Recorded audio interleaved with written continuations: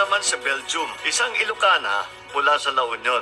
Dumating siya sa Belgium noong 1995 para makipagsapalaran at iaho ng pamilya sa hirap. Sinaga niya mag-aral ng French para maka-adapt. Nagsimula sa paglilinis ng mga bahay hanggang sa nagkaroon na siya ng sarili niyang housekeeping services na business. Ang pangalan ng kanyang negosyo, Maharlika. Dahil mga loyalista ang kanyang mga magsasakang magulang na nasa La Union. Nung COVID, imbis na magtago ay matapang na nakipagsapalaran ang kanyang ahensya dahil itinuloy niya ang cleaning services para masanitize ang mga bahay. Dahil sa lakas ng loob at tiyaga ay lalong nakilala ang kanilang housekeeping business bilang isang professional at maaasahan na kumpanya. Nakapagbukas na rin siya ng Filipino restaurant sa Belgium. Hindi po yan madaling gawin dahil napakaraming compliances at mahigpit na ipapatupad